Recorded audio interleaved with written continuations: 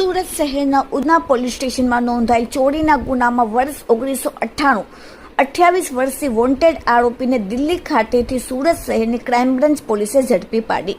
Surat police કમિશનરના આદેશથી સમગ્ર સુરત શહેરમાં અલગ અલગ પોલીસ સ્ટેશનમાં લાંબા અરસાથી પોતાની ધરપકડ ટાળવા નાસ્તા ફરતા આરોપીઓને ગુનેગારોને ઝડપી પાડવા અને જેલ હવાલે કરવા માટે આદેશ આપતા ક્રાઇમ બ્રાન્ચના માણસો તાત્કાલિક આવા આરોપીઓને ઝડપી પાડવા માટે જેલ હવાલે કરવા માટે વર્કઆઉટમાં હતા। ત્યારે ક્રાઇમ બ્રાન્ચના આર્મ્સ સ્કોડના પોલીસના માણસોને અંગત બાતમી મળી કે વર્ષ 1998માં ઉધના પોલીસ સ્ટેશનમાં નોંધાયેલ ગુનામાં ચોરીના ગુનામાં સંડોવાયેલ આરોપી લાલસિંહ તુલારામ નિષાદ ઉંમર 43 મૂળ ગામ જોરા તાલુકો જિલ્લા આરૈયા યુપી વાળો ને પોતાની ધરપકડ ટાળવા હાલ દિલ્હી ખાતે છુપાયેલ છે।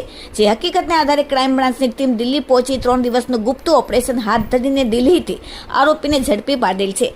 પકડાયેલા આરોપી જે ફરિયાદી ઓમ નારાયણ ઉમાશંકર તિવારીને ત્યાં લૂમ્સ બનાવવાના મશીનમાં 4 વર્ષથી મજૂરી કામ કરતો હતો અને આરોપીએ વર્ષ 1998ની સાલમાં ફરિયાદીની હીરો હોન્ડા મોટરસાયકલ ચોરી કરીને નાસી ગયેલ હતો। આ કામે તપાસ દરમિયાન આરોપી લાલસિંહ તુલારામ નિષાદ નહીં મળી આવતા નામદાર કોર્ટ દ્વારા CRPC 70 મુજબનું વોરંટ ઇસ્યુ કરેલ હતું। ક્રાઇમ બ્રાન્ચની ટીમ દ્વારા ઉધના પોલીસ સ્ટેશનમાં નોંધાયેલ ચોરીના ગુનામાં સંડોવાયેલ અને છેલ્લા 28 વર્ષથી નાસ્તા ફરતા આરોપીને ઝડપીને ઉધના પોલીસ સ્ટેશનને કબજો સોંપેલ છે। Bureau report, daily India TV, Surat.